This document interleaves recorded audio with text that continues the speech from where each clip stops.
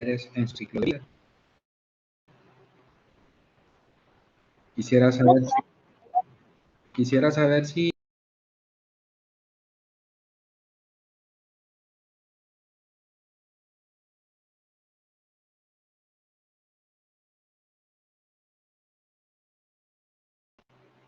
Hola, hola, ¿me escuchan?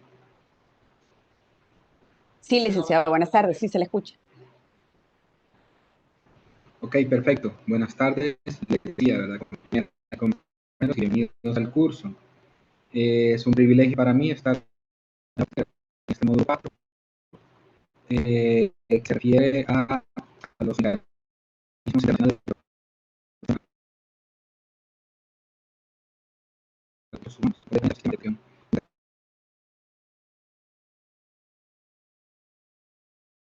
internacional de derecho. Creación, ¿verdad? Porque ya en el módulo anterior, pues veo a todas las caras conocidas.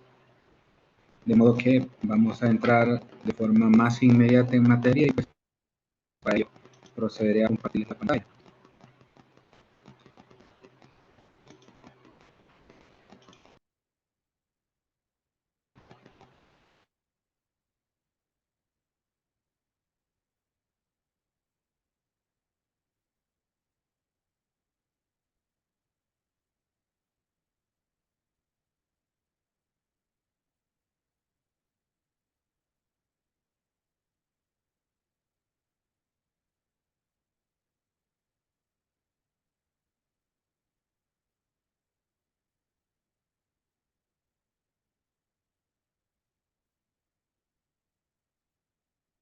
Mira.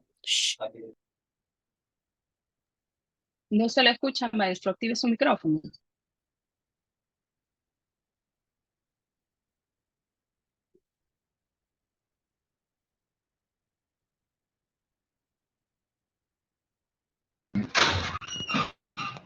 Hola, hola, ahorita sí me escuchan.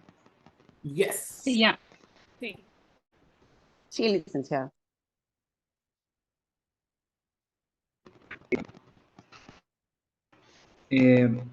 Ingeniero, ahora nuevamente tengo acceso al equipo que usualmente utilizo. No sé si me permite conectar, volver a conectar con Sí, se puede salir y nosotros aquí lo la esperamos. charla que Ujú. tengo.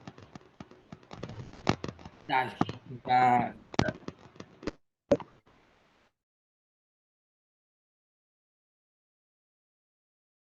De acuerdo, bueno,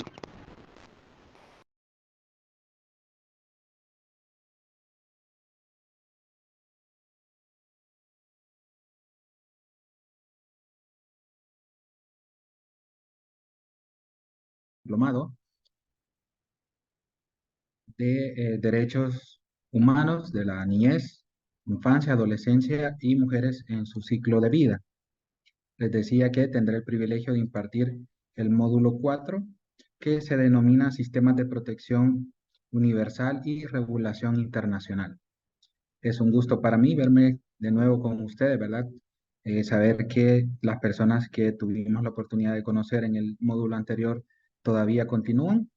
Y sin más preámbulo, pues procedo a compartir pantalla con ustedes y a dar inicio a la clase de hoy.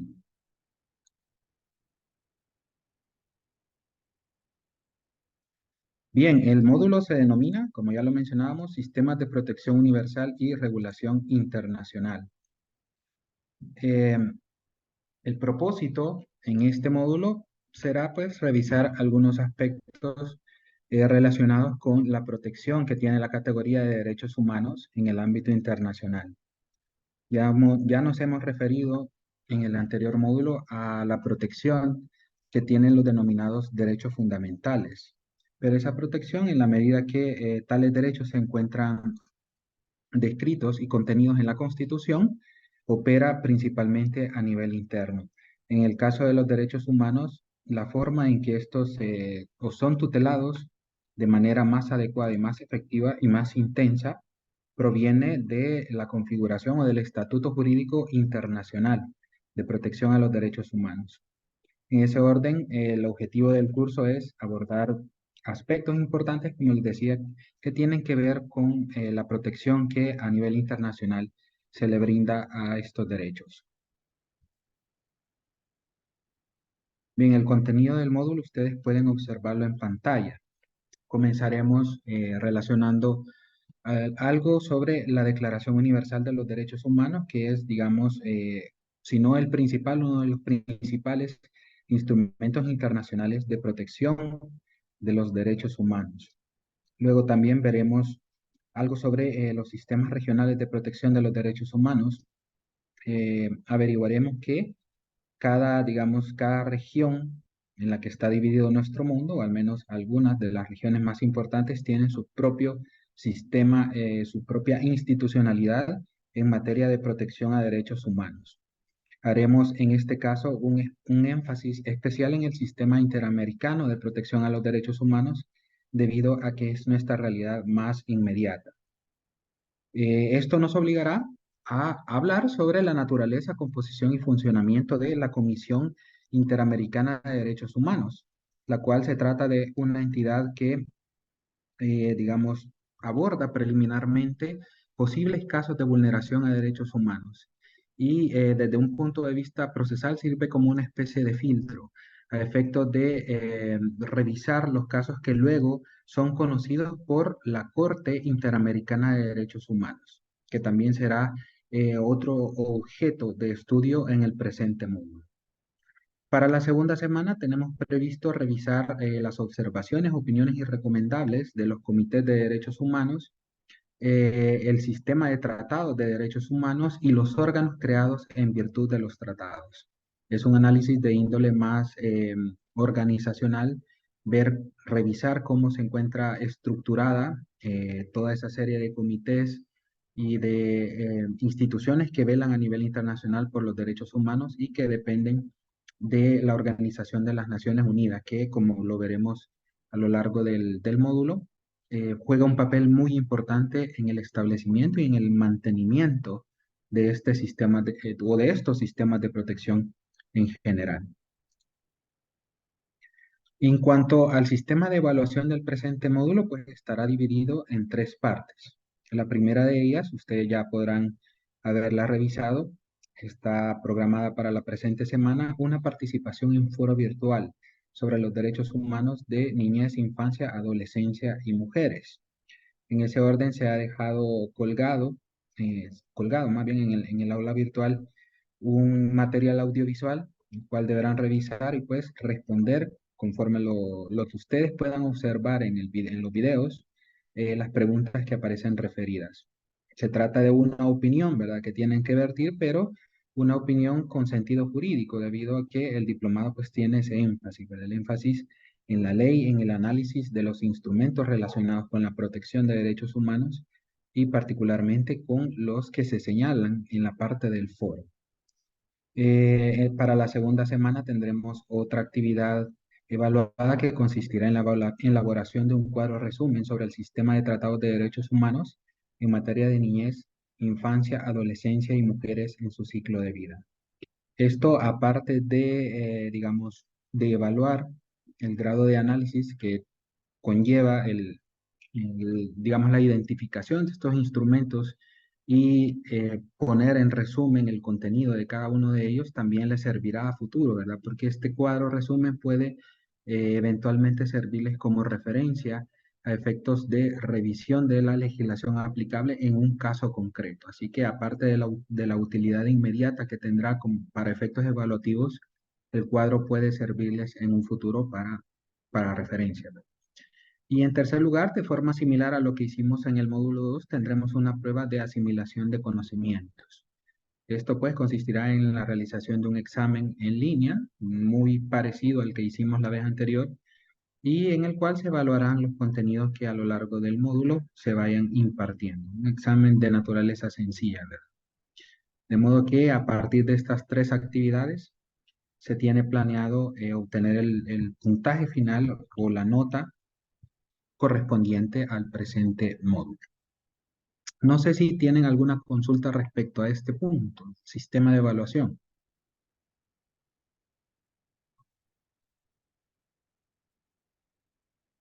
Ok, si no es el caso, pues continuamos. A efectos introductorios, ¿verdad? Para, digamos, traer de nueva cuenta el tema de los derechos humanos, he tenido a bien presentarles este video que contiene una breve referencia al avance que la humanidad ha tenido en materia de reconocimiento y tutela de derechos humanos. Para ello, pues, le doy play al video, pues les pediré que atiendan, ¿verdad? Que pongan un poco de atención.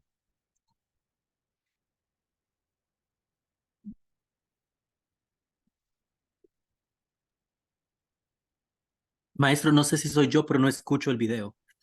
No se escucha el audio. En No sé este si los caso, demás ingeniero, compañeros, vea, no sé si soy yo o los demás compañeros tampoco pudieron escuchar el audio. el resto de compañeros sí lo pudieron escuchar. No, no se escucha, licenciado. Eh, No se escucha. Ingeniero, ¿será que me puede ayudar con este punto? No sé cómo dejar el audio, digamos, de YouTube activado y desactivar el mío. ¿Será que al compartir pantalla, maestro, activar la función de compartir sonido también? Ok.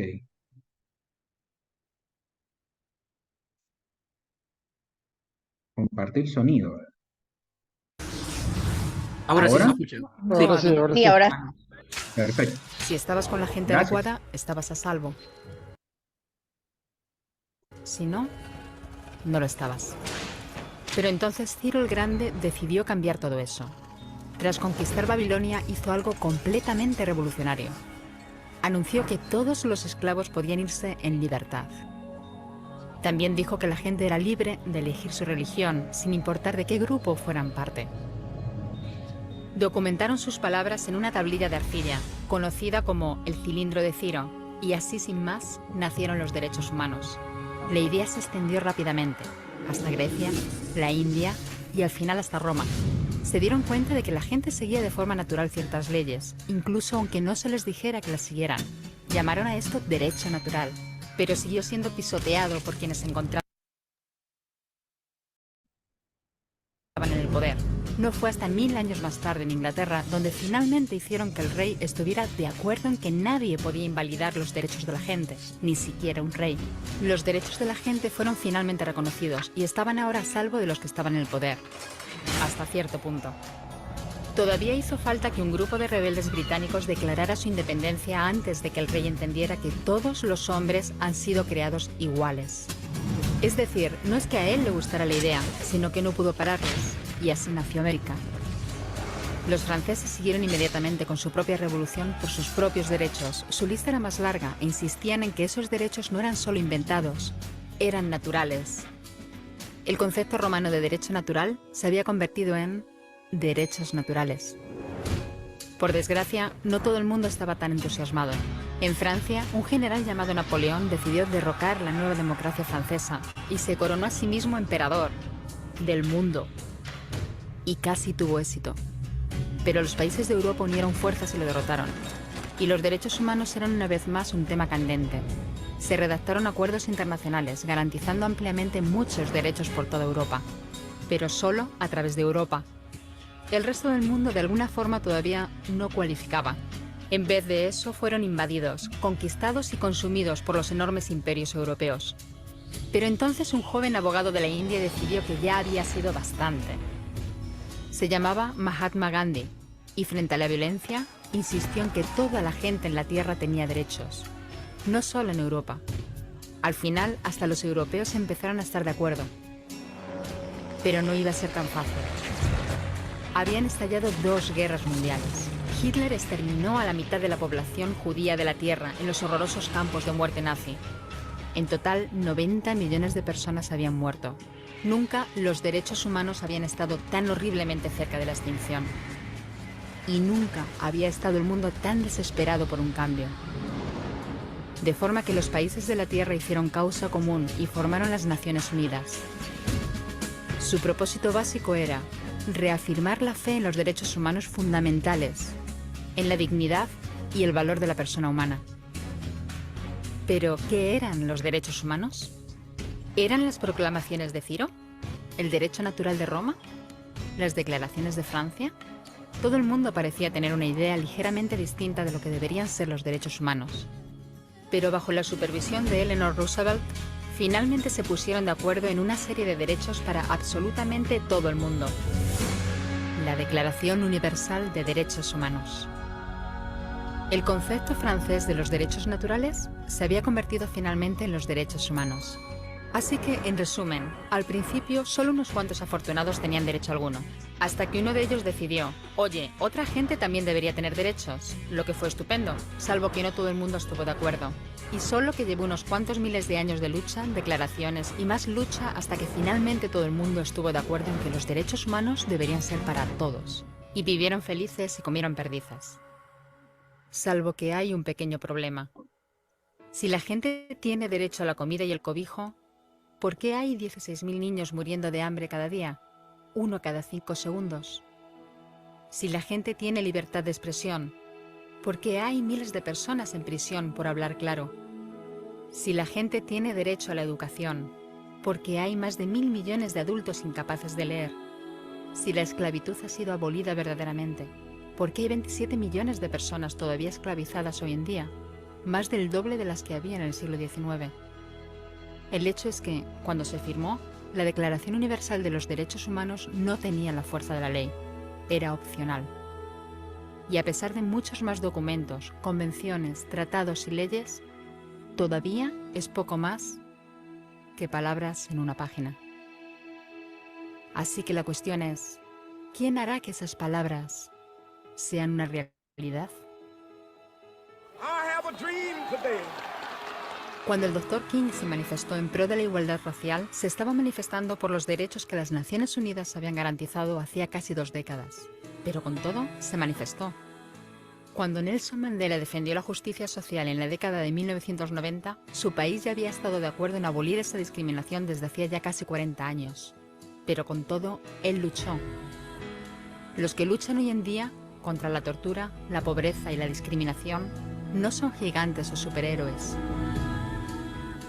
Son gente, niños, madres, padres, maestros, individuos librepensadores que se niegan a quedarse callados, quienes se dan cuenta de que los derechos humanos no son una lección de historia, no son palabras en una página, no son discursos, ni anuncios, ni campañas de relaciones públicas. Son las elecciones que hacemos cada día como seres humanos. Son la responsabilidad que todos compartimos, de respetarnos mutuamente, ayudarnos y proteger a los necesitados. Como Eleanor Roosevelt dijo, ¿dónde empiezan después de todo los derechos humanos universales? En pequeños lugares cerca de casa, tan cerca y tan pequeños que no pueden verse en los mapas del mundo. Aún así, son el mundo de la persona individual, el barrio donde vive, la escuela o la universidad a la que asiste, la fábrica, la granja o la oficina donde trabaja. Esos son los lugares donde cada hombre, mujer y niño buscan justicia igualitaria, igualdad de oportunidades, dignidad igualitaria sin discriminación. A menos que esos derechos tengan un significado ahí, tienen muy poco significado en cualquier otra parte.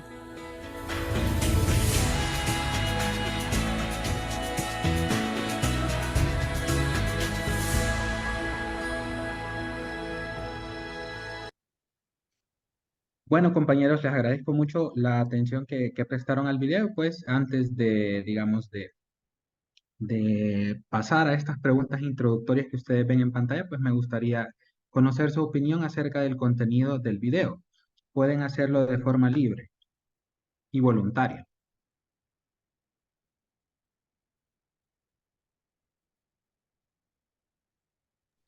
Hola, buenas tardes. A mí Buenas me tardes. parece una línea de tiempo muy clara, ¿verdad? Muy ilustrativa que nos recorre un panorama de los pasos avanzados en el tema de los derechos humanos. Y me ha gustado mucho la reflexión. Había visto videos similares, pero no ya con esta reflexión de que si ya están esos derechos humanos, porque hay personas con hambre, porque hay personas que están encarceladas por decir su opinión, porque hay personas que aún no tienen acceso a la educación. Esta segunda parte o parte complementaria del video me ha gustado mucho, y sobre todo el hecho de que los derechos humanos no se queden en un papel, ¿verdad? Sino que de verdad que quién lo va a hacer cumplir en estas situaciones, porque son situaciones reales, ¿verdad? Que no distan mucho de nuestro país, y en otros lugares que aún es más complejo. Solamente, gracias. No, gracias a usted por su excelente intervención. ¿Alguien más? Sí, buenas tardes a todos, buenas tardes, licenciado. Buenas tardes. Sí, la verdad que eso, la reflexión que me hace el video es que vivimos, a pesar de estar bien globalizados con la tecnología y todo, ciertamente vivimos bastante aislados de las situaciones que a muchas personas les pueden estar pasando y a nivel mundial y a nivel nacional, ¿ve? Entonces nos hace reflexionar sobre cómo poder aportar y poner quizás nuestro granito de arena para que muchas personas que viven quizás con sus derechos violentados y vulnerados, también nosotros podamos ser parte del cambio, ¿ve? Esa es mi reflexión. Gracias. Muchas gracias. ¿Una tercera opinión? Hola, Sí, adelante, Julia. en relación a la historia, vemos que esto no es del siglo que pasado, data de mucho tiempo. La cuestión es que una vez un compañero dio una intervención en donde no solo basta el reconocimiento, porque aquí el video dice, se luchó que se reconocieran y se declararan, pero la protección, la prevención y el tema de las políticas nacionales e internacionales. Es decir, tenemos las herramientas, ¿cómo las vamos a utilizar? Esa sería la reflexión que yo tomaría del video. Las Naciones Unidas, si sabemos, es una institución sumamente grande e importante, pero en la práctica, ¿qué es lo que hacemos? Y es lo que mencionaba el compañero, que sería de verlo, ¿verdad? Es bastante interesante el video, y lo del cilindro sí me parece que nos remonta a las primeras clases de pregrado. Gracias. Gracias a usted, Julia. En efecto, ¿verdad? Uno de los propósitos del video, aparte de las reflexiones que ustedes acertadamente han efectuado, radica en presentar una línea de tiempo, ¿verdad? Que nos sirva como retroalimentación del contenido de todo el diplomado, e incluso, ¿verdad? Como lo mencionaba Julia, incluso de las clases, perdón, de pregrado. Bien, en el video se pretende demostrar que los derechos humanos, aun cuando, digamos, la noción general es que pertenecen a todas las personas y en cierto modo los damos por sentados, en realidad han sido producto de una lucha, ¿verdad? Una lucha constante, de un reclamo, de una reivindicación por parte de los sectores sociales que en su momento se consideraron como afectados, ¿verdad? O como menospreciados dentro de la sociedad. Y es así que hemos llegado al estadio actual en el cual hay un reconocimiento de estos derechos, ¿verdad? Que se entienden consustanciales a la naturaleza humana. Pero también el video nos hace reflexionar en que o, digamos, no resulta suficiente el reconocimiento de tales derechos, sino también la garantía, la tutela efectiva de los derechos humanos. Y es parte de eso lo que vamos a abordar en este módulo, acerca de las instituciones y el estatuto jurídico que permite una protección efectiva de los derechos humanos, con énfasis, como ya les mencionaba, en el Sistema Interamericano de Derechos Humanos. Ahora bien, me gustaría, ustedes tienen en pantalla, ¿verdad? Una serie de preguntas introductorias al curso, y la primera de ellas es como algo que básicamente quizás pudieron abordar en el módulo pasado, ¿verdad? ¿Qué son los derechos humanos? O también en el primero y en el segundo. Bueno, en todos los módulos hemos revisado este concepto, el concepto de derechos humanos. ¿Alguien que recuerde?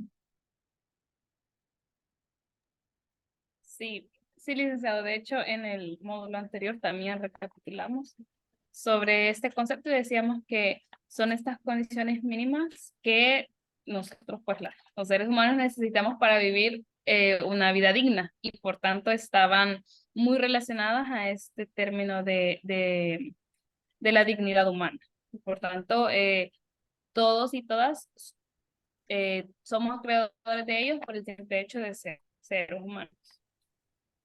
Muchas gracias, Katherine. En efecto, ¿verdad? No vamos a abundar demasiado sobre ello porque es un concepto en el cual hemos venido haciendo insistencia en todos los módulos. Los derechos humanos son aquellas prerrogativas que corresponden a cualquier individuo por el solo hecho de ser humano. Tienen ciertas características, ¿verdad? Lo de la inalienabilidad, la imprescriptibilidad, la inmutabilidad, y son reconocidos en todo momento y en todo lugar. En toda época de la historia se entiende han existido los derechos humanos. Ahora bien, ¿qué idea tienen ustedes de la expresión tratado internacional? A título personal, diría que es una norma jurídica que tiene como naturaleza o es celebrada entre varios estados. Puede ser vinculante, obligatoria o reconocer derechos. Eso es lo que yo así personalmente. Perfecto, gracias. Ciertamente, Julia ha hecho énfasis en los aspectos fundamentales de un tratado internacional. En primer lugar, que se trata de una norma jurídica y por tanto de obligatorio cumplimiento para aquellos estados que lo suscriben, ¿verdad? Y esa es la segunda nota característica de un tratado internacional.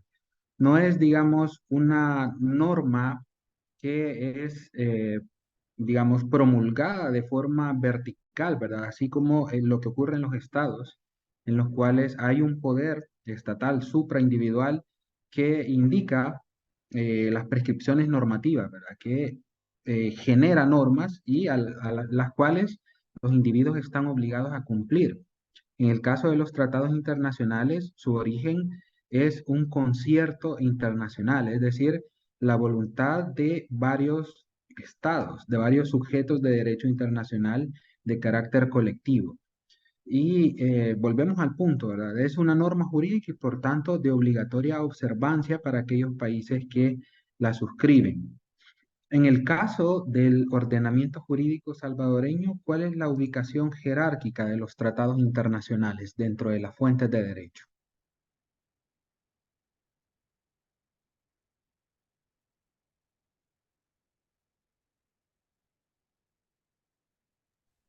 Y si no me equivoco, en la segunda posición luego de la Constitución. En el segundo escalón, podríamos decir. Ajá, sí, sí. En efecto, ¿verdad? Cuando hablamos de tratados internacionales de derechos humanos, la Constitución es muy clara y establece que estos, incluso sobre las leyes secundarias, ¿verdad? Sobre aquellas leyes formales emanadas del órgano legislativo. De modo que en el ordenamiento jurídico interno, los tratados internacionales son de máxima importancia, únicamente superados en cuanto a fuerza normativa por la misma Constitución. Así que estamos hablando de normas cuyo cumplimiento se vuelve incluso más apremiante, ¿verdad? Por la importancia y por el compromiso que a nivel internacional implica la suscripción de estos tratados. ¿Existen dentro del ordenamiento jurídico salvadoreño mecanismos de tutela a vulneraciones de derechos humanos?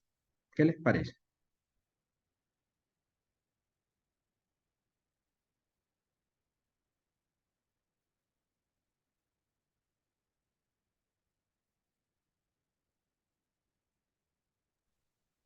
Yo considero que sí existen mecanismos de protección de derechos, de tutela, perdón. No sé si un ejemplo sería la Procuraduría para la Defensa de los Derechos Humanos. Sí, en efecto, muchas gracias, ¿verdad?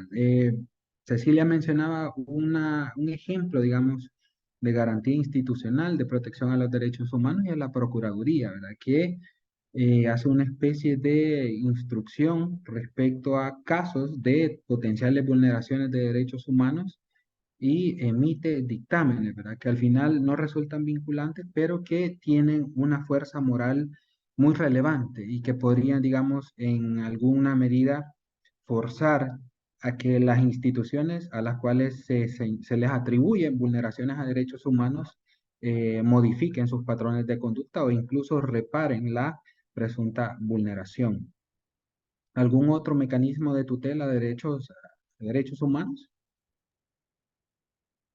Yo, licenciada, no sé si, bueno, tal vez me he confundido con los términos, pero también hablábamos en el módulo anterior sobre, no sé si también son mecanismos estos, el amparo, la inconstitucionalidad y el habeas corpus. No sé si Los estoy en lo procesos, correcto. sí, los procesos constitucionales, ¿verdad?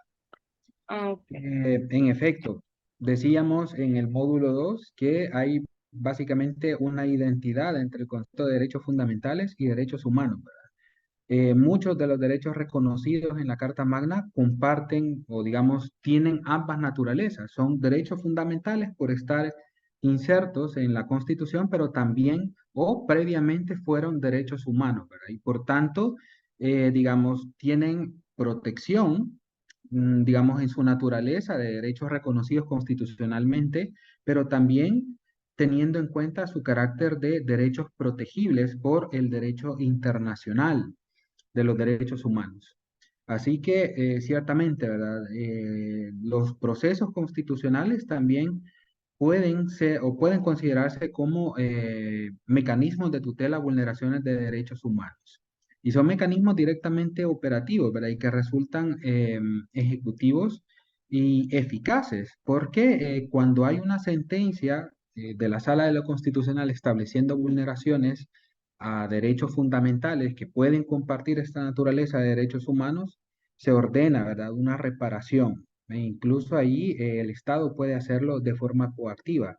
Esa es como digamos, una especie de debilidad que tiene, digamos, la función de la Procuraduría para la Defensa de los Derechos Humanos, en la medida que sus resoluciones no resultan vinculantes. Es decir, no se puede, digamos, obligar al cumplimiento de una decisión de ese tipo, pero como les decía, la fortaleza, digamos, de un pronunciamiento de la PDH es de índole moral, ¿verdad? Es como una fuerza moral que tiene el pronunciamiento y bueno, se espera que las partes, las autoridades demandadas de buena voluntad cumplan con lo establecido por la PDH. Pero los procesos constitucionales, al tratarse de mecanismos jurisdiccionales, sí tienen esa posibilidad de incluso hacerse cumplir de forma coactiva. ¿A qué sistema regional de protección de derechos humanos se encuentra adscrito El Salvador? ¿Alguien sabe?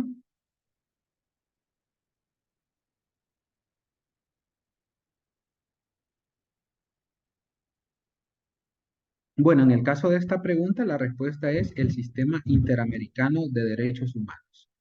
Cuando, como ya lo veremos, ¿verdad? Cuando dentro de las instancias nacionales de protección a un derecho humano no se logra una efectiva tutela, el individuo tiene la posibilidad de obtener protección a nivel internacional. Y entonces se vuelve importante saber cuáles son las vías idóneas para adquirir esa protección.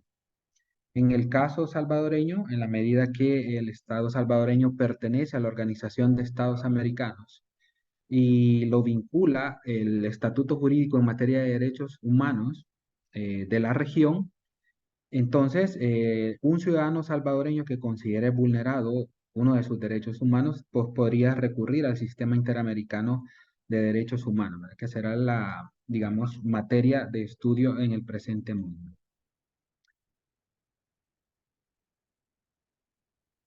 Bien, ahora ya vamos a entrar directamente en materia. Bueno, como señalábamos, ¿verdad? Como intentábamos transmitir a través del video, los derechos humanos en cuanto a su reconocimiento han sido producto de luchas históricas, de luchas sociales que no han resultado fáciles. Ha habido procesos de índole sociopolítica a través de los años que han casi obligado, ¿verdad?, a los grupos o a los individuos que ejercen el poder público a reconocer a las personas y a la sociedad una serie de atributos de carácter inalterable. Y ello, pues, no ha venido, digamos, a partir de un proceso pacífico, sino más bien todo lo contrario, ¿verdad? Recordemos que cuando el poder se ejerce, este poder resiste injerencias externas, ¿verdad? Aquel individuo, aquella institución que tiene en sus manos el poder, pues se resiste a compartirlo, ¿verdad? Quiere hacerlo de forma absoluta y por tanto se vuelve, digamos, complicado que en un contexto de ejercicio abusivo del poder se reconozcan a favor del individuo determinadas prerrogativas. Sin embargo, los movimientos sociales a través de la historia, pues, han luchado, ¿verdad?, por el reconocimiento de estas cualidades mínimas de las que debería gozar todo ser humano. Y eso ha llegado incluso a puntos trágicos, ¿verdad? Generalmente ha habido avances en materia de derechos humanos luego de que ha sucedido algún hecho que se toma como punto de inflexión, ¿verdad? Que tiene por lo general una connotación negativa. En la lámina ustedes pueden ver el ejemplo de los mártires de Chicago, ¿verdad? Que eran ciudadanos de Estados Unidos que exigían un respeto a sus derechos laborales, que exigían mejores condiciones en materia laboral y que fueron directamente reprimidos por las autoridades de la época por el simple hecho de reclamar unas mejores condiciones. Igual sucede, ¿verdad? Cuando revisemos lo relativo a la Convención, a la Declaración Universal de Derechos Humanos, esta no surge de un procedimiento pacífico, ¿verdad? Una transición pacífica en términos sociales, sino más bien surge del hecho sangriento y del hecho determinante en la historia humana de la Segunda Guerra Mundial.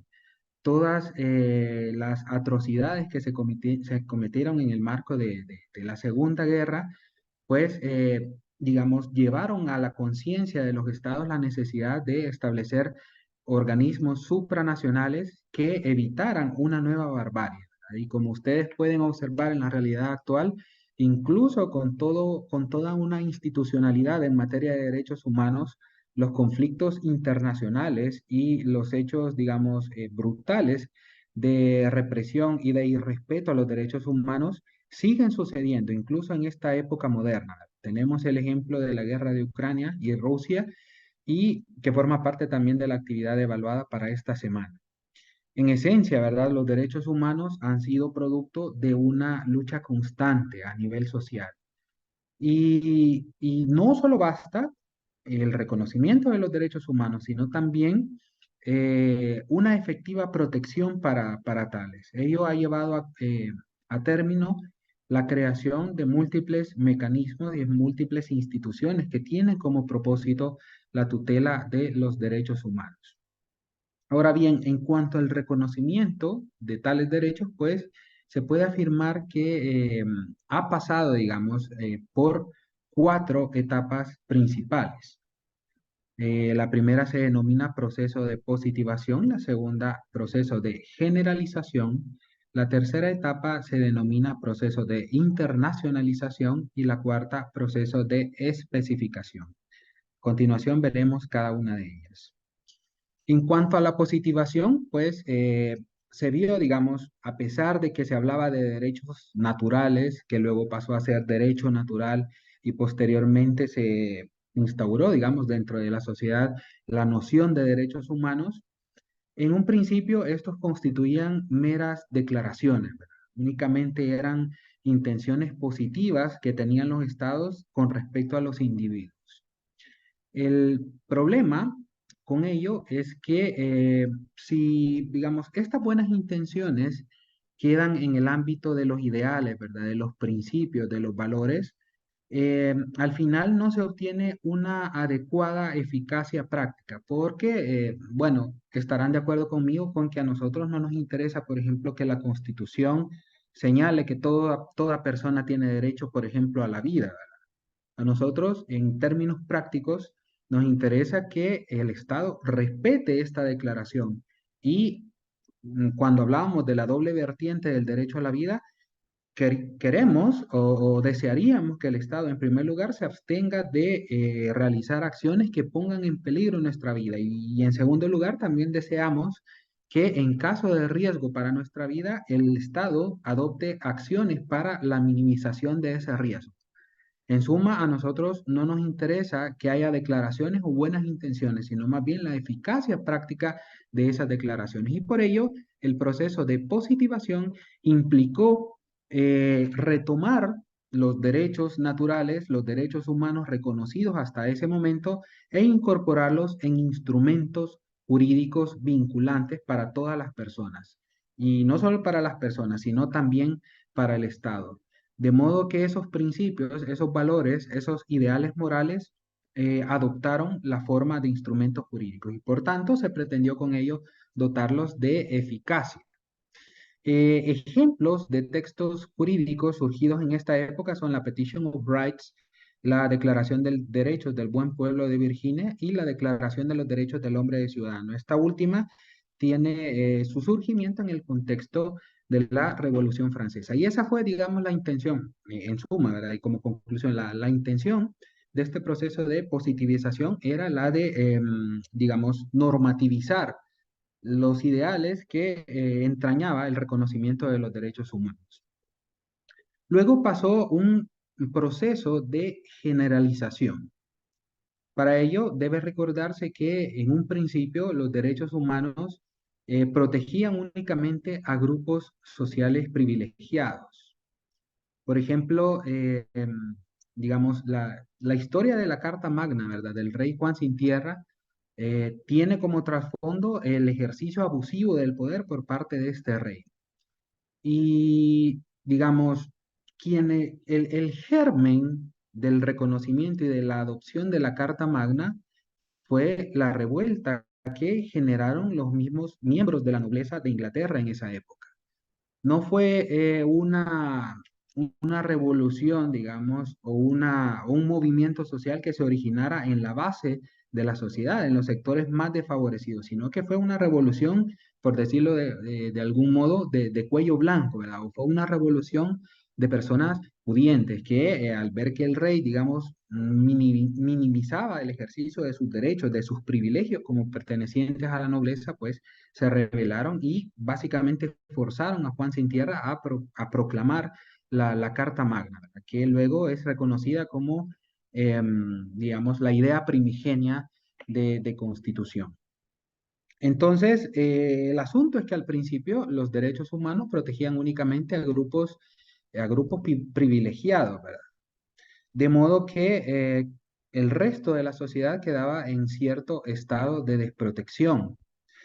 En ese orden, pues, se observó la necesidad de que se concedieran ciertas prerrogativas al resto de ciudadanos, ¿verdad? Y concederles a estos, en efecto, una verdadera participación en la vida en sociedad, que estos tuvieran la oportunidad de decidir, por ejemplo, quién lo gobernaría y con qué motivos o con qué propósito o con qué plan de gobierno, ¿verdad? Es así como en esta época o en esta etapa de generalización de los derechos humanos hay una ampliación, digamos, en el rango de alcance de estos y es donde se tienen mayor énfasis o cobran mayor importancia los derechos de índole política, ¿verdad? Como lo señalábamos, permiten al ciudadano incidir en la vida pública. Por ello, en esta época surgen derechos nuevos o toman, digamos, relevancia derechos como el derecho de asociación, ¿verdad? Que permite a los hombres, perdón por utilizar esta expresión, permite a las personas reunirse para fines lícitos, ¿verdad? Y organizarse, que es muy importante, para fines lícitos. También el sufragio universal, ¿verdad? Ya el hecho de definir quién ejercía el poder no dependía de un grupúsculo, ¿verdad? De una camarilla de personas que tenían el monopolio del poder, sino que con el reconocimiento del sufragio universal se permitía a todos los ciudadanos en igualdad de condiciones decidir quién iba a gobernar. También tuvieron preponderancia en esta época de generalización los derechos sociales que, digamos, contienen de forma más evidente ese carácter de generalización, ¿verdad? Debido a que los derechos sociales son precisamente predicables o exigibles por parte de todos los ciudadanos. El tener derecho al trabajo, el derecho a la educación, el derecho a la salud, es algo que corresponde a todos y cada uno de nosotros, ¿verdad? Que no puede ser patrimonio de un grupo social en específico. Ejemplos de textos normativos surgidos en esta época, tenemos la Baldwin's Act del Reino Unido en 1928 que estableció el derecho al sufragio universal. Fue, digamos, el antecedente de reconocimiento de este derecho. Luego pasamos a una etapa de internacionalización de los derechos humanos y ella tuvo lugar después de la Segunda Guerra Mundial. Como mencionábamos anteriormente, después de la Gran Guerra se advirtió la necesidad de que hubiese una instancia compuesta por todas las naciones o por la mayor parte de naciones que tuviera como finalidad la protección y el reconocimiento de derechos humanos a nivel no solo local, no solo regional, sino internacional y mundial. En esta época tiene, digamos, lugar una profusión de textos normativos de carácter internacional que reconocen a los derechos humanos y se sientan las bases para el actual sistema de protección de tales derechos. Ejemplos de textos legales surgidos en esta época, la Carta de la Organización de las Naciones Unidas y también el surgimiento de esta entidad, ¿verdad? Que como todos nosotros sabemos, tiene el propósito de garantizar que el mundo viva en condiciones de paz y armonía, ¿verdad? Yo sé que suena bastante ideal el propósito de la ONU, pero es ese, ¿verdad? El hecho de evitar que se produzcan nuevamente las atrocidades que se cometieron en la Segunda Guerra Mundial. Aparte de ello, también en esta época surge la Declaración Americana de los Derechos y Deberes del Hombre, que como lo veremos, ¿verdad? Es la base del Sistema Interamericano de Protección a Derechos Humanos. Y también en esta época surge el concepto de las personas, de los seres humanos como sujetos de derecho internacional. Ya no solo se vuelven, digamos, titulares de derechos en el estado particular en el cual viven, sino que también pueden acudir ante instancias internacionales para establecer reclamaciones por la vulneración a alguno de sus derechos fundamentales. Pero no solamente en la vertiente activa, es decir, no solamente, digamos, las personas físicas adquieren esa posibilidad de reclamar vulneraciones a sus derechos humanos en el ámbito internacional, sino también en la vertiente o en el ámbito pasivo. Una persona natural puede ser condenada, digamos, o procesada, o más bien procesada y condenada por vulneraciones a derechos humanos. Ya no solamente es privativo de los estados, ¿verdad? En tanto, entidades supraindividuales, sino que personas físicas concretas pueden ser condenadas por vulneraciones a estos derechos. Y finalmente tenemos una etapa de especificación. ¿Qué sucede en esta etapa? Bueno, en las etapas previas se sienta, digamos, el contenido y alcance de los derechos humanos que podríamos considerar como tradicionales, ¿verdad? O aquellos que se identifican más con la noción de derechos naturales. Ejemplos de estos son los derechos clásicos, ¿verdad? Los que nosotros vemos siempre que se alude a la noción de derechos humanos, derecho a la vida, derecho a la libertad, derecho a la integridad física, derecho a la propiedad, entre otros, ¿verdad? Que entendemos como parte de los derechos que históricamente han sido reconocidos a las personas, en mayor o menor medida, pero siempre tenidos ahí, ¿verdad? Tenidos en cuenta. En el proceso de especificación de los derechos humanos, se tiende a especificar o a concretar el significado de estos derechos con relación a grupos sociales específicos. Ya no solamente se habla, por ejemplo, de derechos clásicos como el derecho a formar una familia, sino también se hace énfasis en este mismo derecho, en el derecho a formar una familia, pero con relación a minorías de género, ¿verdad? O el ejercicio de estos derechos con relación a grupos sociales vulnerables, perdón. Se especifican, digamos, otro tipo de derechos que tienen relación con un desarrollo más depurado de los derechos tradicionales, ¿verdad? Por ejemplo, a partir del derecho a la vida se colige la necesidad de que el ser humano se desarrolle en el contexto de un medio ambiente sano, ¿verdad? Porque se entiende que un medio ambiente sano es favorable para una mejor calidad de vida y por tanto surge el derecho humano a un medio ambiente sano. Ya no solamente se reconoce la libertad de expresión como una libertad clásica, sino también se da, digamos, mayor contenido a otras libertades que se vinculan con esta, como por ejemplo la libertad de información y el subsecuente derecho de acceso a la información pública. Entonces hay como una especie de atomización de categorías jurídicas vinculadas con los derechos humanos tradicionales y se pretende con ello ampliar el rango de protección a los derechos fundamentales. Se busca realizar una adecuada o una protección más eficaz en la medida que se tienen en cuenta las condiciones especiales de ciertos grupos vulnerables. Aquí es donde podemos observar un mayor énfasis en grupos sociales tales como la niñez, la adolescencia y las mujeres, ¿verdad? Porque se considera que tales colectivos son socialmente vulnerables o están en una posición de debilidad o de vulnerabilidad en el contexto de toda la sociedad. También aquí se habla de derechos de la persona migrante, de derechos de los indígenas, derechos del consumidor, entre otros. Ejemplos de textos jurídicos de carácter internacional abordados en esta época, pues tenemos la Convención sobre la Eliminación de todas las formas de discriminación contra la mujer. Ya no solamente se habla de derecho a la igualdad, ¿verdad? Sino que a través de la creación de estos instrumentos específicos se busca la protección de la mujer, porque, digamos, históricamente esta se ha encontrado en una situación de subordinación respecto al hombre. Entonces ya no solamente se trata de la igualdad entre hombres, ¿verdad? Entre personas que pertenecen al género masculino, sino más bien de la igualdad entre seres humanos. Y por ello, pues, se considera adecuado hacer surgir estos instrumentos especializados de protección. Así se llega a la categoría de Derecho Internacional de los Derechos Humanos, que es parte del contenido del presente módulo. Este derecho internacional de los derechos humanos establece la obligación de todos los gobiernos a efecto de abstenerse de emplear acciones, a actuar más bien, a realizar acciones o abstenerse de poner en peligro los derechos humanos. Y por el contrario, ¿verdad? Se insta a los estados a promover el respeto y la protección a las libertades fundamentales de las personas.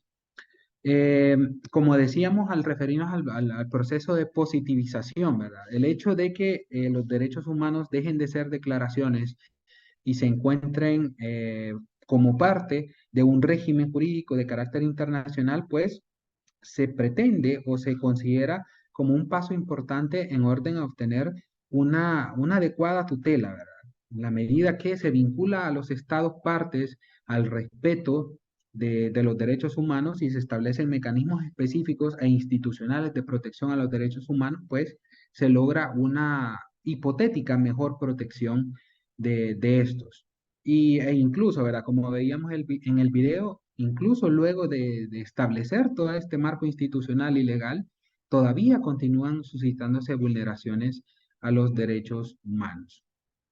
Como hemos venido sosteniendo a lo largo del módulo, el propósito de los derechos humanos consiste en limitar el ejercicio del poder público. Decíamos que el Estado puede incidir de manera brutal y de manera definitiva en la esfera jurídica del individuo, por lo que los derechos humanos sirven como esa barrera de protección, ¿verdad? Como esa especie de frontera entre lo que el Estado se encuentra legitimado para hacer y lo que no. Entonces, para eso sirven, ¿verdad? Los derechos humanos, establecer las condiciones mínimas que debe gozar una persona para desarrollar su plan de vida. Y ello no implica únicamente un deber de abstención, ¿verdad? ¿Se recuerdan cuando hacíamos referencia a los derechos de abstención, a los derechos de prestación? No solo se pretende que el Estado se abstenga de intervenir en la esfera jurídica del individuo, sino más bien que cuando sea preciso intervenir, cuando sea preciso realizar acciones para la defensa, para la tutela de los derechos de los ciudadanos, pues el Estado asuma un rol protagónico, un rol activo. Y con ello se pretende respetar y garantizar la dignidad de la que gozan todos los seres humanos. El derecho internacional de los derechos humanos se condensa, digamos, en la denominada Carta de los Derechos Humanos. Cualquiera de nosotros podría tener la idea de que la Carta de los Derechos Humanos es un texto normativo en específico, pero lo cierto es que no lo es.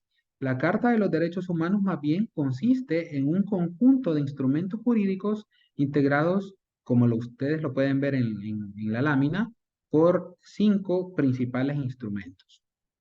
La Carta de la Organización de las Naciones Unidas de 1945, con la cual se crea la ONU, ¿verdad? Y se le da un propósito dentro del panorama jurídico internacional. La Declaración Universal de los Derechos Humanos de 1948, que casi es coetánea, ¿verdad?, a la creación de la ONU, y en ella se establecen las bases, ¿verdad?, de lo que luego se entiende y lo que luego se amplía en otros textos jurídicos sobre la idea de derechos humanos y particularmente la lista o aquellas categorías que se encuentran incluidas dentro del concepto de derechos humanos. Luego tenemos el Pacto Internacional de Derechos Civiles y Políticos que hacen énfasis en las libertades individuales de los ciudadanos. Este fue promulgado en 1966. Luego tenemos el Pacto Internacional de Derechos Económicos, Sociales y Culturales de 1966, en el cual se desarrolla todo lo relativo a los derechos sociales, ¿verdad? Derechos que en la mayoría de los casos son derechos de prestación. Y finalmente, el protocolo facultativo del Pacto Internacional de Derechos Civiles y Políticos, como lo veremos la próxima semana cuando hablemos sobre los instrumentos jurídicos internacionales de protección.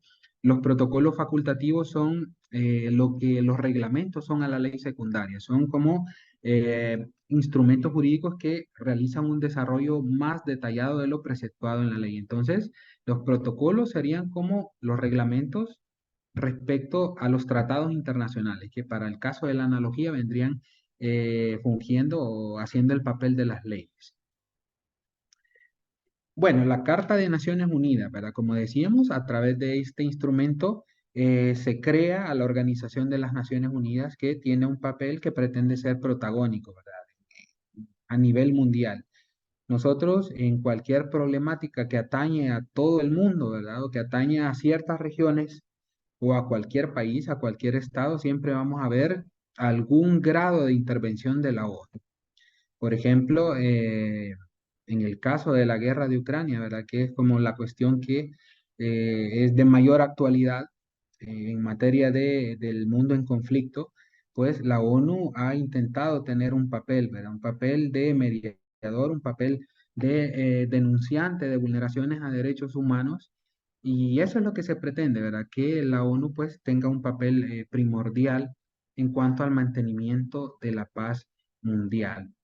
La Carta de Naciones Unidas es un instrumento que vincula a todos los estados miembros de la ONU, es decir, ninguno de los estados que suscribieron esta carta puede desconocer el ámbito de injerencia de la ONU, ¿verdad? Nadie puede negarse, digamos, a cumplir disposiciones, recomendaciones o a prestar atención a denuncias que realice Naciones Unidas a través de sus distintos órganos e instituciones específicas.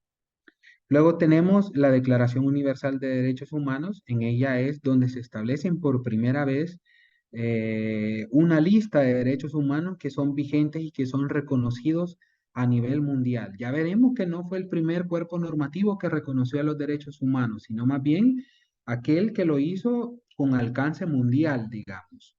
La Declaración Universal de Derechos Humanos está integrada por 30 artículos que contienen una variedad de derechos. Un poco más adelante ahondaremos más sobre su contenido. Y la Declaración Universal de Derechos Humanos ha servido de base, ¿verdad?, para el desarrollo de los ulteriores textos de protección y tutela de derechos humanos a nivel internacional. Esta es como la base, ¿verdad? De la Declaración Universal de Derechos Humanos han surgido la mayor parte de los subsiguientes tratados internacionales. Luego tenemos el Pacto Internacional de Derechos Civiles y Políticos. Este, como su nombre lo indica, desarrolla las libertades individuales y los derechos que permiten a los ciudadanos participar en la vida o en el ejercicio del poder dentro de la sociedad. Todos los estados partes tienen la obligación de reconocer los derechos civiles y políticos reconocidos en este pacto.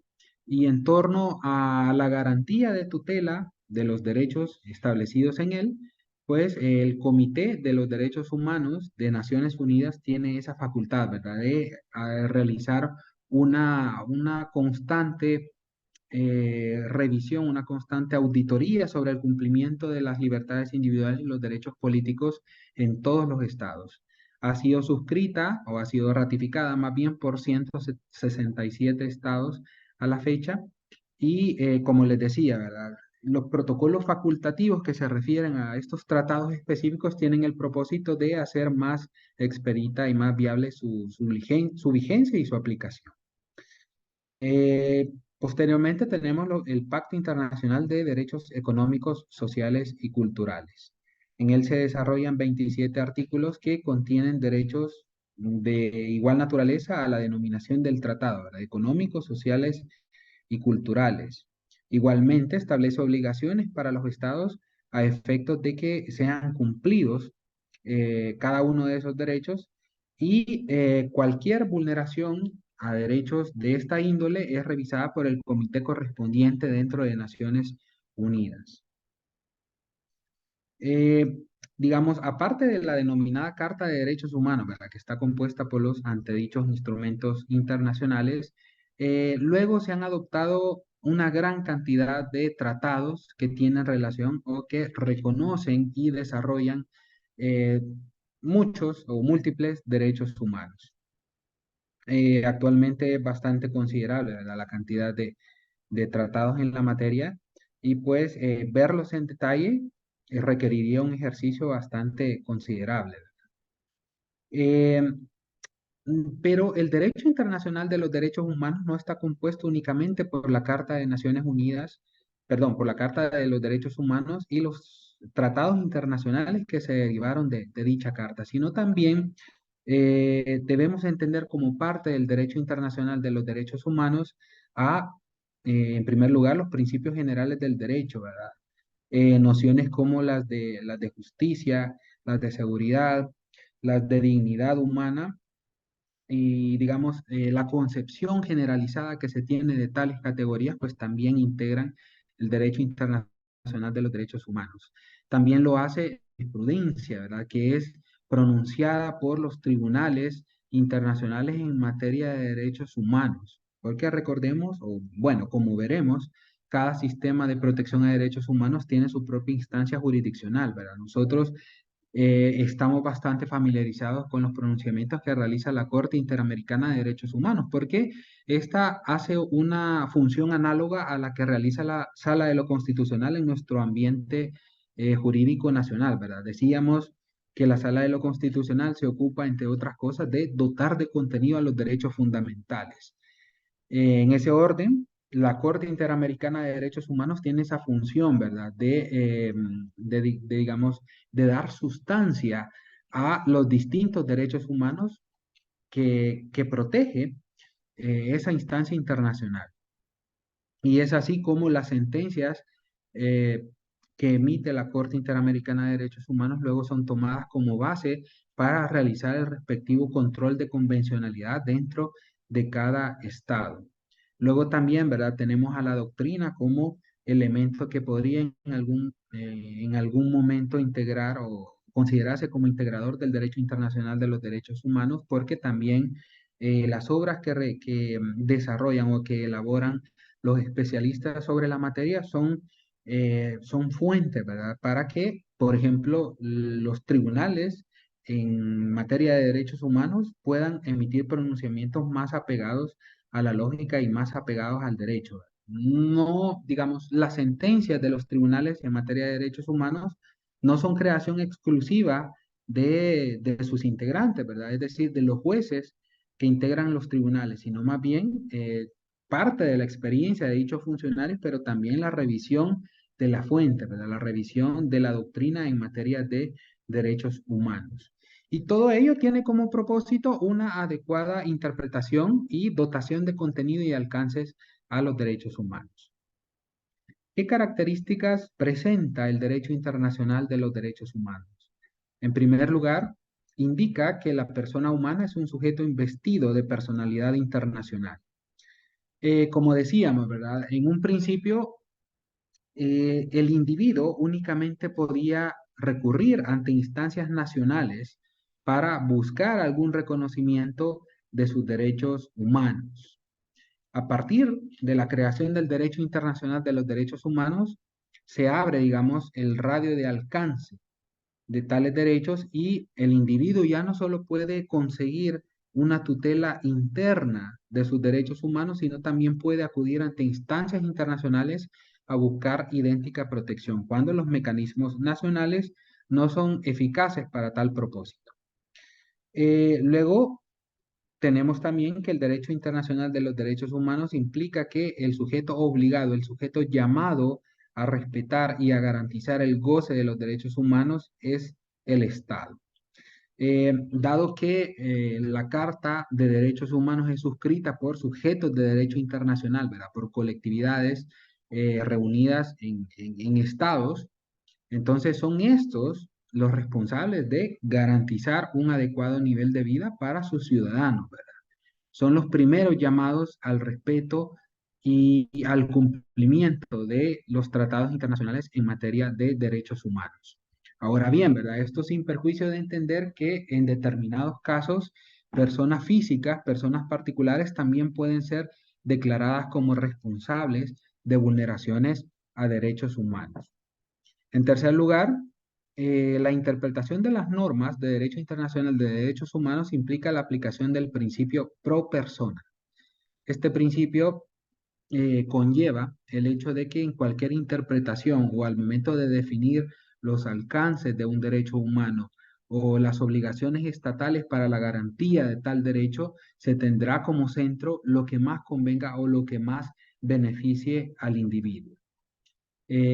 Cuando se crea, digamos, toda esta serie de jurisprudencia, cuando se crea la doctrina en materia de derechos humanos, siempre se tendrá en mente lo que más beneficie al individuo. Y esta es una característica que se irradia a la totalidad de instrumentos internacionales de protección a los derechos humanos.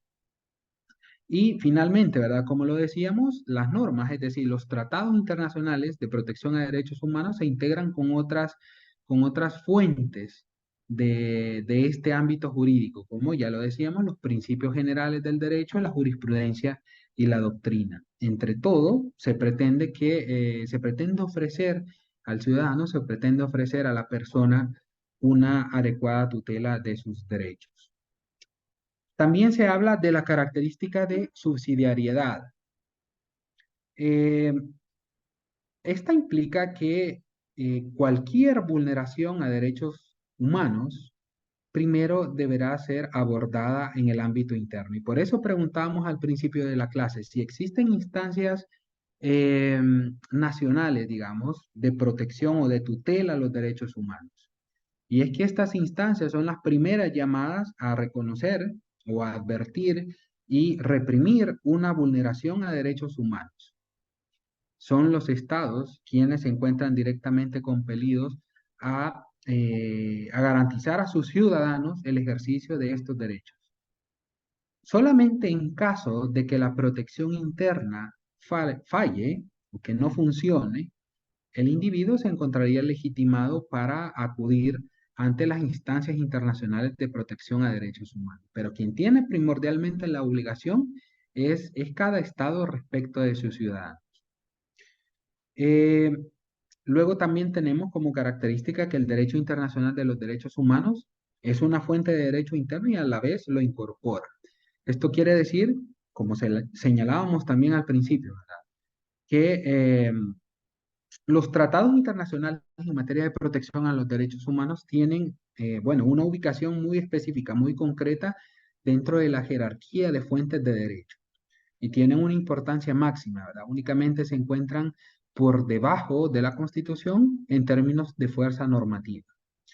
Pero a la vez, el derecho internacional de los derechos humanos debe entenderse en consonancia o en armonía con la legislación interna. Es decir, toda norma secundaria que aluda a la protección de los derechos humanos también se entenderá como parte del derecho internacional de los derechos humanos, en la medida que interactúa o que puede constituir un reflejo de lo establecido en la normativa internacional. También se caracteriza el derecho internacional de los derechos humanos por carecer de taxatividad. Esto quiere decir que no debe entenderse como parte del contenido de los derechos humanos únicamente aquel que se establece de forma literal o de forma específica en los instrumentos internacionales sobre la materia. Por ello decíamos que tiene singular importancia como reflejo del derecho internacional de los derechos humanos lo establecido en la jurisprudencia y en la doctrina, ¿verdad? Porque, como lo señalábamos en el módulo 2, hay un problema con la codificación o con la positivización de los derechos humanos, aunque en aquella oportunidad hablábamos sobre los derechos fundamentales. Pero hay un problema con la positivización y es que esta no puede ser demasiado exhaustiva, ¿verdad? Cuando se redacta una norma, pues lo más que se puede poner es, por ejemplo, se reconoce el derecho a la vida o toda persona tiene el derecho a la vida. Pero ya luego para entender el significado concreto de el derecho a la vida, eso no se puede hacer en una ley, ¿verdad? Porque si no, cada instrumento normativo pues constaría de cientos, ¿verdad? O hasta miles de páginas. Por tanto, en este caso se vuelve interesante la labor de interpretación que realizan los tribunales en materia de derechos humanos, pues son estos los que van perfilando el alcance de tales derechos. Y por ello se dice que no son taxativos, ¿verdad? No se debe entender como una protección limitada a la que se reconoce en los tratados internacionales, sino que esta es una especie de idea guía o de idea base, ¿verdad? A partir de ella, pues, se van construyendo el concepto verdaderamente de derechos humanos. Luego también se tiene que las normas de derecho internacional de derechos humanos son operativas y tienen un carácter progresivo y no regresivo. Esto tiene que ver con la característica de aplicación directa de los tratados internacionales en materia de protección a los derechos humanos. Si bien hay protocolos facultativos que facilitan la aplicación de estos tratados y brindan un marco institucional para su adecuada tutela, lo cierto es que por su propia cuenta o por sí solos, los tratados que reconocen los derechos humanos pueden servir para reivindicar posibles vulneraciones a estos derechos y las autoridades estatales se encontrarían en la obligación de atender esos reclamos. Por ello se dice que estas normas son directamente operativas. Lo ideal, ¿verdad? Y así se ha pretendido mediante la creación de protocolos facultativos, de comités para el abordaje de vulneraciones a derechos fundamentales específicos, perdón, derechos humanos específicos. Lo ideal es ofrecer una protección integral, ¿verdad? Un marco jurídico, pero también un marco institucional. Pero lo estatuido en los tratados internacionales es obligación o es de obligatorio cumplimiento para los estados partes. Y en lo atinente a esta idea de que los derechos humanos a nivel internacional tienen carácter progresivo y no regresivo, ello significa que los derechos humanos, al momento de interpretarlos, deben siempre ofrecer una protección cada vez mayor. Debe en todo caso ampliarse el rango de protección de cada derecho y no limitarse. No se puede desconocer, digamos, cuando un derecho ha sido reconocido respecto de determinado individuo o grupo de individuos, no se puede ir para atrás, ¿verdad? No se puede de repente decir, por ejemplo, todas personas tienen derecho a la vida, excepto los que pertenecen a la minoría racial X, o todas las personas tienen derecho a un trabajo, excepto las mujeres y los niños. Bueno, los niños de hecho no pueden trabajar, ¿verdad? En condiciones como lo hacen los adultos. Pero esa es la idea, ¿verdad? Que los derechos humanos a nivel internacional deben ser entendidos en en un sentido progresivo, ¿verdad? Siempre deben ofrecer una protección cada vez mayor y no al contrario. Y finalmente, ¿verdad? Una de las características del derecho internacional de los derechos humanos es que el Estado al cual se le atribuye y se le comprueba una vulneración a los derechos humanos, se instituye como responsable a nivel internacional. Y por ende, a partir de las sentencias pronunciadas por los organismos jurisdiccionales a nivel internacional, puede obligarse a los estados partes a reparar vulneraciones a derechos humanos. Ahora vamos a hablar de forma más específica sobre el cuerpo normativo base en materia de derecho internacional de los derechos humanos, y es la Declaración Universal de Derechos Humanos. En primer lugar, debemos hacer énfasis, ¿verdad?, en el acontecimiento histórico a partir del cual surgió esta Declaración Universal. Y no es otro que la Segunda Guerra Mundial, ¿verdad? Es el conflicto bélico en el que ha muerto una mayor cantidad de personas, ¿verdad? Eh, a lo largo de la historia se cometieron una serie de delitos y de acciones en contra de seres humanos. Y se realizó todo ello de manera indiscriminada y de manera generalizada. Por eso se denominaba guerra mundial, ¿verdad? Porque básicamente la humanidad casi completamente estaba en conflicto, ¿verdad? Porque pertenecía a uno u otro bando. Entonces, a partir, digamos, de toda la violencia, de toda la indignidad que representó la Segunda Guerra Mundial, y en específico, ¿verdad? Los actos de barbarie cometidos por los nazis, eh, se consideró que la protección ofrecida por los estados en su consideración individual era insuficiente, por cuanto, por ejemplo, el Estado alemán no fue, digamos, capaz de reprimir el ascenso del nazismo. Y también se identificó que un conflicto local rápidamente podía escalar a nivel internacional e incluso, como ocurrió en esa oportunidad, a nivel mundial. Y debido a ello, pues se advirtió la necesidad de crear un organismo compuesto por varios estados, a partir del cual se pudiese obtener una mayor operatividad de los derechos humanos y un mayor respeto por parte de los estados de estos derechos. Por ello, luego de la Segunda Guerra Mundial se crea, como ya lo mencionábamos, la ONU y se crea la Declaración Universal de los Derechos Humanos en 1948.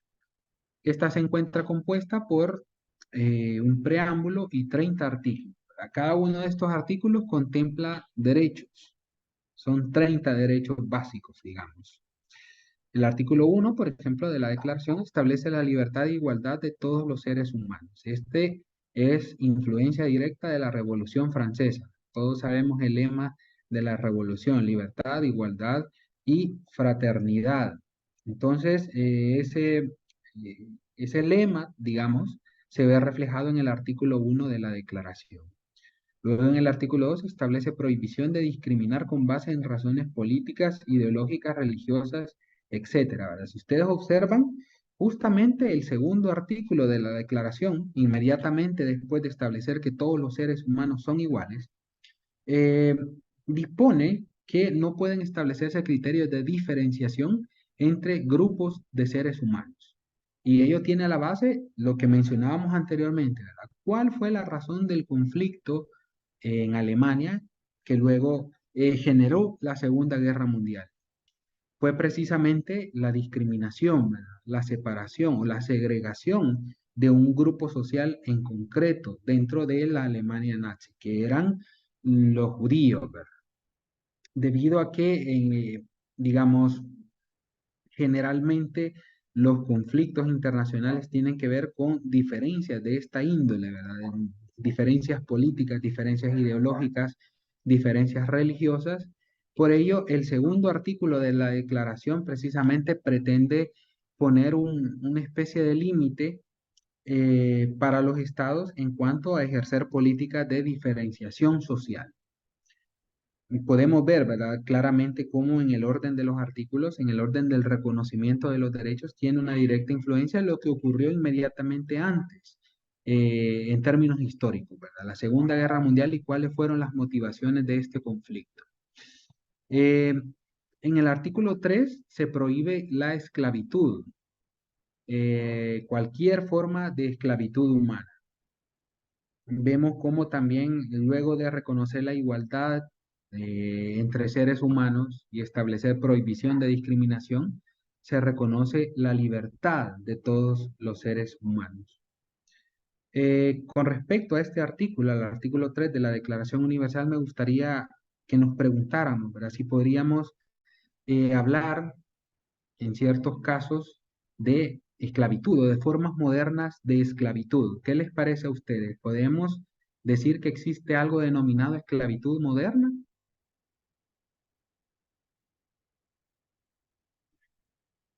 Tienen la palabra. ¿Hay formas modernas de esclavitud o que podríamos analogar a la esclavitud? Yo considero que sí, en el caso de algunas, por ejemplo, las fábricas de confección de ropa, las maquilas, también se sabe que en países de Asia hay tipos de fábricas que tienen horarios muy saturados, condiciones insalubres, seguridad, escasa seguridad social. Entonces también es una manera de esclavitud, pero obviamente las personas necesitan un ingreso, necesitan satisfacer sus necesidades básicas y pues sí, ¿verdad? Necesitan el empleo, pero las condiciones no son dignas. Ok, muchísimas gracias por su opinión. Eh, ¿Qué me pueden decir ustedes? Adelante, Agustín. Perdón, muchas gracias. Sí, fíjese que quizás sí, digamos, en cuestiones culturales, por ejemplo, el régimen talibán, o los regímenes culturales y también religiosos, en alguna manera, más que todo en países de Asia, África, se puede ver quizás más con un ojo más clínico, digamos, en esa situación, ¿verdad? Eh, y más que todo en cuanto a derechos violentados de la mujer y los niños, en ese aspecto.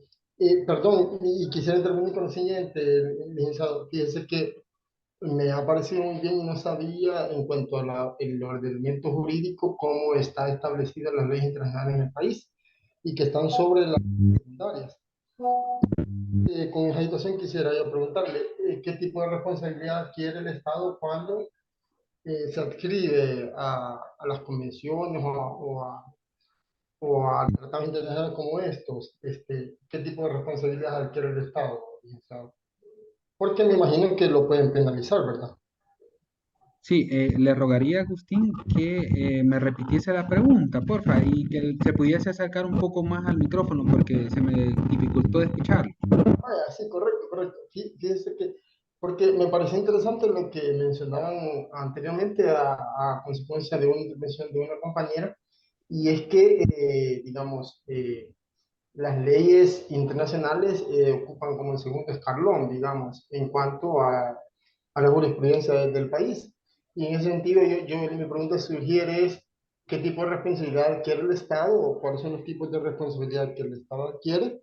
Porque en algún momento puede ser penalizado por la Corte o por otras instancias. No sé si se adquieren responsabilidades del Estado. Por supuesto, ¿verdad? Dado que hay tratados internacionales específicos que protegen derechos sociales y en particular el derecho al trabajo, el Estado suscriptor de dichos tratados se obliga, ¿verdad? A, a tutelar posibles vulneraciones a esos derechos en concreto.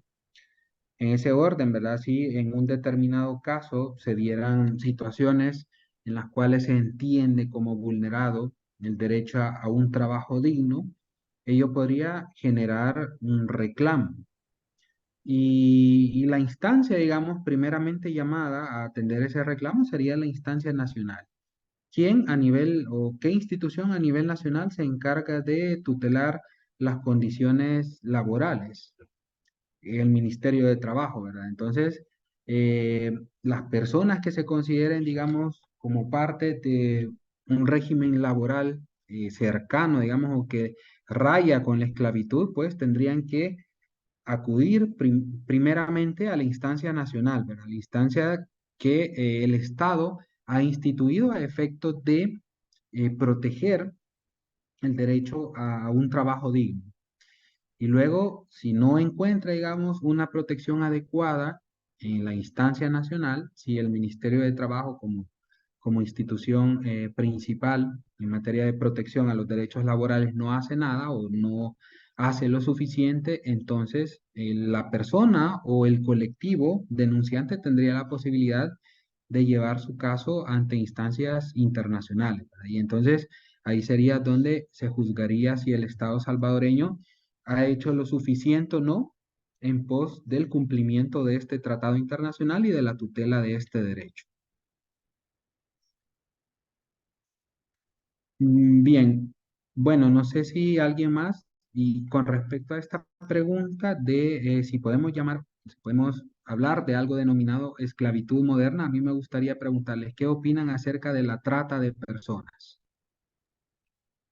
Esa quería Podrían, comentar. sí, Perdón.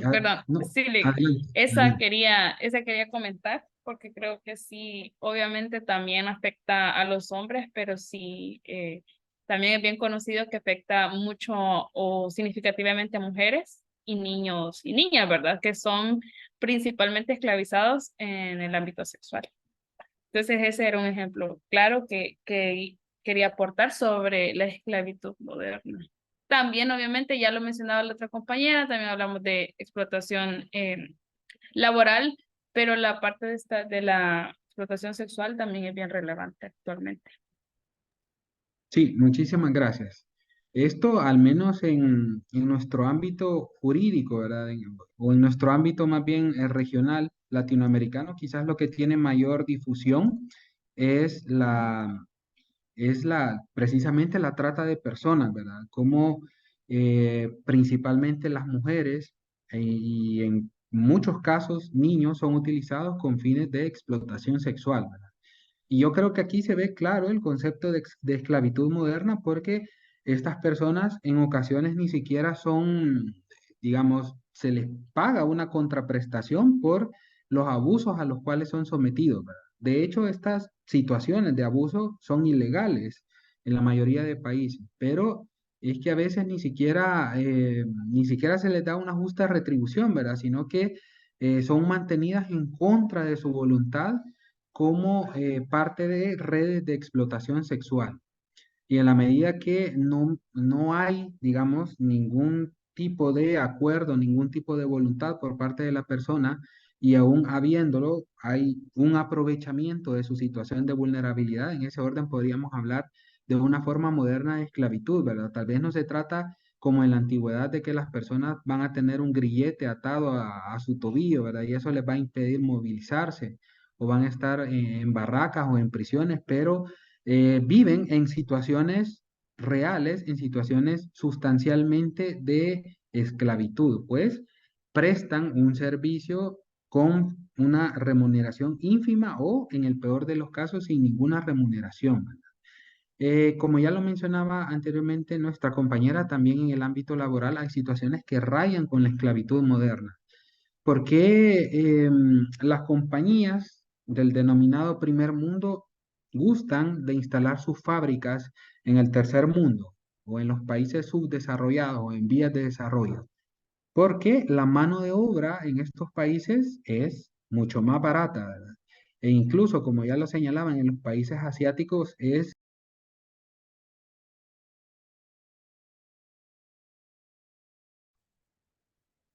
perdón, perdí la conexión por un momento, me parece.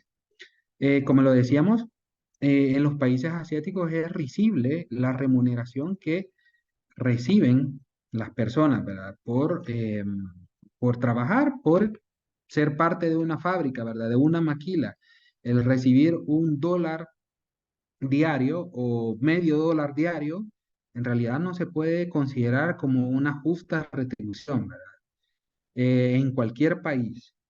De modo que, como ya lo decíamos, ¿verdad? Tal vez no se trate de la materialización del concepto usual de esclavitud, ¿verdad? Pero son formas de constreñimiento de la libertad de las personas y son formas, podríamos llamar, modernas de esclavitud. Hola, hola. Hola, Linza. Sí, adelante. Sí, fíjese, solo quería disculparme el no responder quizás a la intervención anterior y agradecer la respuesta a la pregunta porque no le pude quitar mute, dale. Pero gracias, muchas gracias. No, no, ahí estamos a la orden. Eh, bueno, seguimos. Permítame.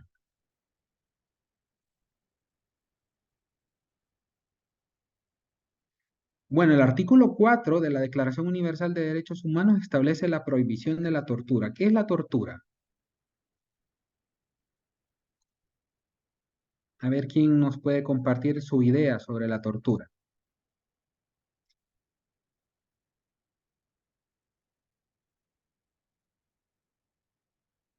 Hola, buenas noches. Buenas noches, adelante. Disculpen el ruido de mi mascota, por eso es que La tortura, pues, es cualquier acto que vaya o dañe la integridad física, psicológica, emocional de una persona. El tema de la tortura se puede dar de muchas formas. Yo he escuchado de tortura virtual, que es lo que conocemos ahora como las mujeres, que es cuando se habla de extorsionarla porque se tienen fotos o videos de ella. Algunas personas consideran que también se puede verse como una tortura, pero eso ya es en la modernidad. Y pues en la antigüedad ya sabemos que la tortura era la lapidación. Recordamos el hecho de que no se le daba de comer a una persona si no realizaba ciertas actividades. Aquí dice tratos crueles e inhumanos. El hecho de que una persona no coma en 24 horas es un trato inhumano y ahí el derecho a la vida queda relativo. Eso sería para mí. Muchísimas gracias. En efecto, ¿verdad? La tortura se trata en esencia de la causación de sufrimiento físico o psicológico hacia otros seres humanos, ¿verdad? Con finalidades particulares. En general se vincula la tortura con la utilidad para obtener una confesión, por ejemplo.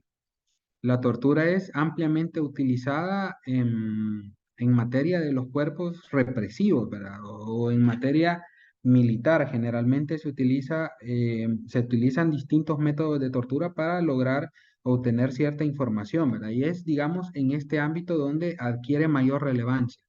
De hecho, hay convenciones internacionales contra la tortura, ¿verdad? Y en parte de las definiciones que se hacen de esta categoría, pues se establece esa utilidad, ¿verdad? Se utiliza la tortura para obtener una confesión o para obtener de forma coactiva determinada eh, información. ¿Qué son los tratos crueles, inhumanos o degradantes? Bueno, dentro de estas categorías podríamos englobar un sinfín de conductas, ¿verdad? Que tienen como propósito sustancial el menoscabar la dignidad de los seres humanos. Los tratos crueles, inhumanos o degradantes también tienen una alta subjetividad, ¿verdad? Puede ser que lo que para una persona resulte cruel, inhumano o degradante, tal vez para otra persona no lo sea o tenga un mayor nivel de tolerancia, ¿verdad? Pero creo yo que todos tenemos como una idea bastante aproximada de lo que podemos entender como tratos crueles, inhumanos o degradantes. En el contexto, por ejemplo, del trato que el Estado dispensa a sus privados y privadas de libertad, podríamos considerar que el hecho de que las personas condenadas por comisión de delitos se encuentren dentro de una prisión que no tiene las condiciones materiales para considerarla digna, pues podría ser un trato cruel, inhumano o degradante, ¿verdad? Porque a ninguno de nosotros como ser humano le gustaría encontrarse en un lugar desprovisto de higiene, ¿verdad? Donde los servicios de salud son deficientes y donde vive en condiciones de hacinamiento que lo vuelven proclive al padecimiento de enfermedades. Entonces, el trato que a veces el Estado otorga a algunos de sus ciudadanos podría ser considerado como trato cruel, inhumano o degradante. Pero no solamente puede obtenerse, digamos, la materialización de este tipo de tratos a partir del Estado, o no solamente se originan en el Estado, sino que también dentro del contexto de la misma institución familiar podría darse casos de tortura o de tratos crueles, inhumanos o degradantes. Eh, ¿Quién podría citarme un ejemplo de este tipo de condiciones en el contexto de la relación entre padres e hijos? Buenas noches, licenciado. Buenas noches, Gerardo. Adelante. Pienso que puede ser un ejemplo en el caso de ya sea castigos de maltrato físico a los niños, niñas, adolescentes, ¿verdad? Por lo menos en el ejemplo que fue bien sonado, en el que el papá colgó literalmente a la niña, ¿verdad? Una forma de, pienso yo, de un trato cruel, ¿verdad? Inhumano. Gracias. En efecto, ¿verdad? Si bien, digamos, la legislación de familia concede a los padres la autoridad parental, esta no implica, ¿verdad?, que haya carta blanca para que los padres puedan tratar de cualquier modo a sus hijos, ¿verdad? En ese sentido, en el ejercicio del derecho de corrección es muy frecuente que dentro de la familia se incurra en conductas desproporcionadas, ¿verdad? Que rayan con la tortura, castigos físicos pues demasiado severos, ¿verdad? Que incluso ponen en peligro la integridad física o la vida de los niños, niñas y adolescentes. También podríamos hablar de tratos que menoscaban la dignidad, ¿verdad? Hay muchas familias en las cuales a los menores desde pequeños se les trata de forma despectiva y de forma insultante, ¿verdad? Y si eso se vuelve parte de un patrón sistemático de comportamiento, podría ser considerado como un trato degradante, ¿verdad? Porque no se reconoce la dignidad de ese ser humano y se le dispensa este trato. Entonces, lo que debe quedarnos claro es que la tortura y los tratos crueles, inhumanos o degradantes no necesariamente se originan solo a partir de la actividad o la omisión de un Estado, sino también dentro de la misma institución familiar, dentro de la misma sociedad, pueden darse situaciones, ¿verdad?, en las cuales se vulnere este derecho, o más bien la prohibición de la tortura. ¿Tienen preguntas, compañeros, sobre lo que hemos abordado este día o comentarios que hacer?